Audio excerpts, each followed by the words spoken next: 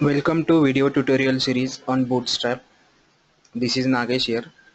In this video, we are going to explore something called as a Bootstrap plugins. When we are talking about the Bootstrap, as we know, Bootstrap is a popular front-end framework designed for building responsive, accessible, and mobile-ready websites. It includes HTML and CSS3 based design templates for common user interface, components like typography, forms, buttons, table, navigations, drop-downs, alerts, models, tabs, accordion, carousel, and many other as well as optional JavaScript extensions. Bootstrap also gives an ability to create a responsive layouts with much less efforts.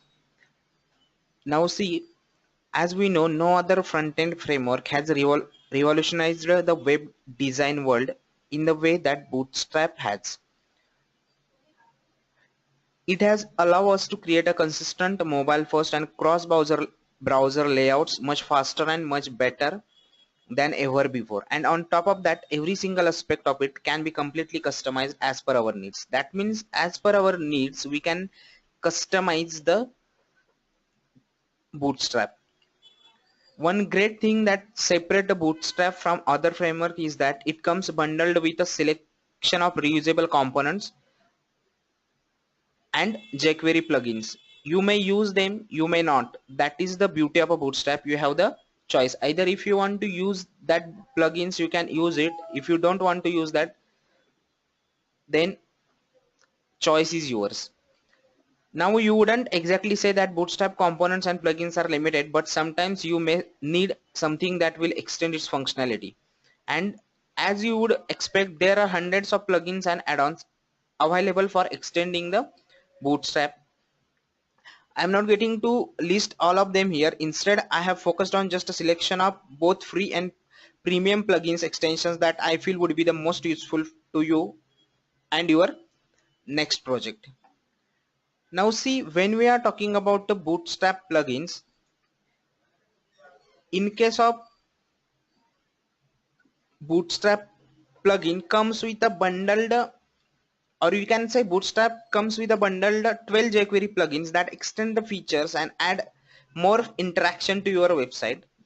To get started with a Bootstrap JavaScript plugin, you don't need to be an advanced JavaScript developer. By utilizing Bootstrap Data API, most of the plugins can be triggered without writing a single line of code. If I want to include a Bootstrap plugin in my site, then I can include it by using a two ways. Either I can include it individually, that means using a Bootstrap individual .js file. Some plugins and CSS components depend on other plugins. If you are include the plugins individually, make sure to check these dependencies on the docs. That means if I want to use some plugin, something called as a model, I can use a model.js, but basically this plugin and CSS component might be dependent on some another plugin. For that, plugin which plugin we want to include the dependency, for that you should need to go through the docs.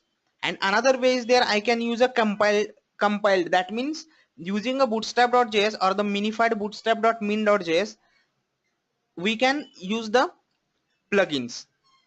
Getting it? Now see, when we are talking about the Bootstrap plugin, as we are discussing, either we can include it individually or we can include the compiled. Either I can go with the bootstrap.js or either I can go with the bootstrap.min.js. But in case of a plugin dependency,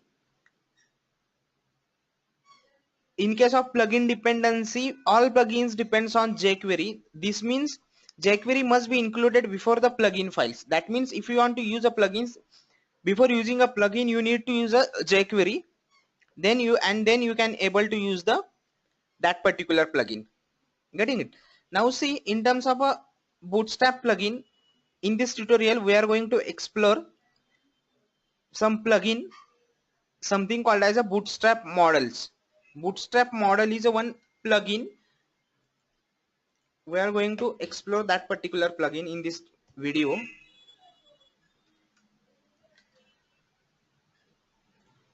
Now see, when we are talking about a model in case of a bootstrap, basically models are a dialog box that is used to provide important information to the user or promote user to take a necessary action before moving on. That means model windows are widely used to warn user for situations like session timeout or to receive their final confirmation before going to perform any critical action such as saving or deleting the important data. That means you can easily create a very smart and flexible dialog boxes with the Bootstrap model plugin. That means if you before session timeout you want to display some information to the user, at that time you can use a Bootstrap model plugin, or otherwise if you want to take some confirmation from a user, then in that case also you can use the Bootstrap model plugin. Now see, if I want to use the Bootstrap model plugin in my example, now see, this is the for this development I am using something called as a Visual Studio Code, where I am using some bootstrap.min.cs, bootstrap-theme.min.css, then jQuery.min.js and bootstrap.min.js. Now in this case I want to use the Bootstrap plugin, so I can able to use like this one. That means suppose I want to use the Bootstrap model plugin, then for that I can able to use like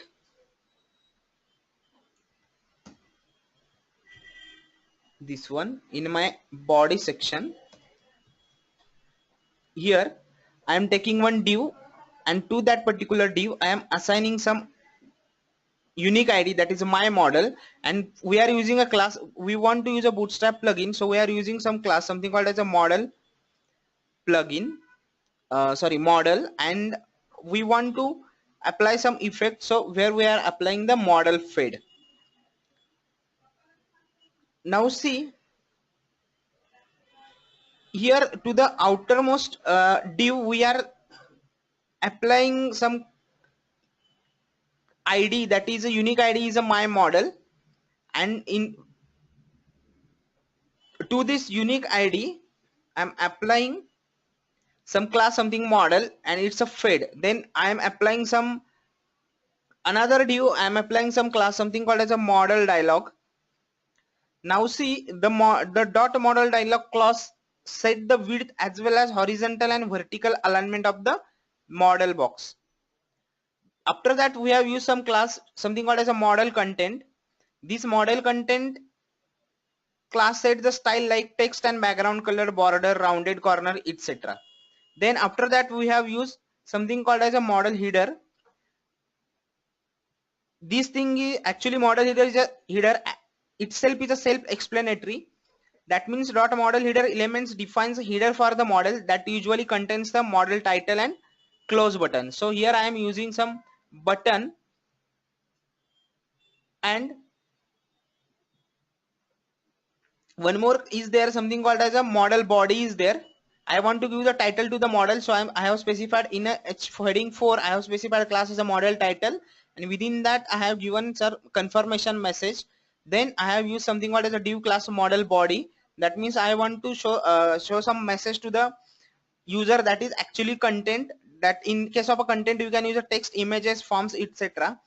Here I want to give some information to the user, that is, do you want to save the changes you made to the document before closing. And then after one paragraph, within a paragraph I am using some class something called as a txt warning, that is, if you don't save, your changes will be lost. And at last I want to show something called as a model footer. This element defines the footer that typically contains actions based on the button for the user. Now see, just save this one, and I want to save this one, and here just copy the path of that particular file, right click, copy path, and try to open it in the browser. Now see, I am using a Google Chrome. Then now see, it is not showing you anything. For that we need to use something, because we want to show that particular model. So for that we can use some jQuery code over there. So here we can use something like in a script I can specify type equals to text slash JavaScript, text slash JavaScript. Within this section I want to call this one, that is a, for here we are using a jQuery, that is a $document.ready function. When I click on a button click, I want to show that model.show. Save this one. Just again open it in the browser. Once your DOM is loaded, it will show that particular model.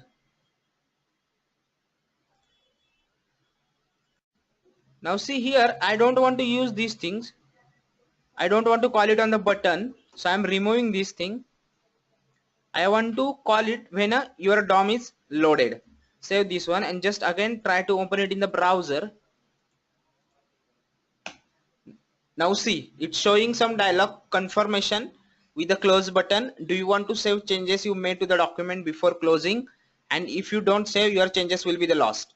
When you click on a close, it will close it. Getting it? So this is how we can able to work with the model plugin. Now see, if I want to call the same plugin on some certain button, then also I can able to call it on the some button.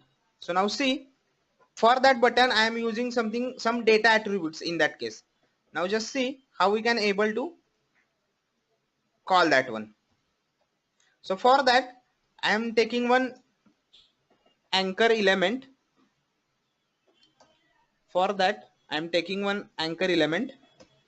I'm just specifying HR.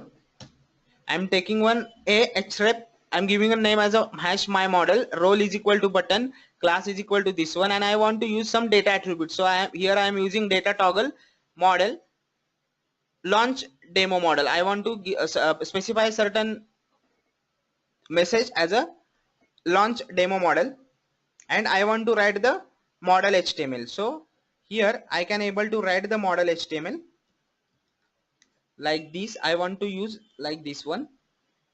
This is my model HTML, that is model. I have used here some class that is model dialog, model content, model header, and here I have used some data attribute that is a data dismiss. Then save this one and just try to open it in the browser. And for this you need to write something called as a, now I want to call it on the button. So save this and when try to open it in the browser. Now see, close. Now I want to launch it on the launch demo model on a button call. Getting it? So this is how you will call it. But now see, it is calling it due to, because already here we have written something like this one, right? But I want to call it on the button. So I'm just copying this one, just comment this, and I want to call it on the button. For that here I'm using something like this one,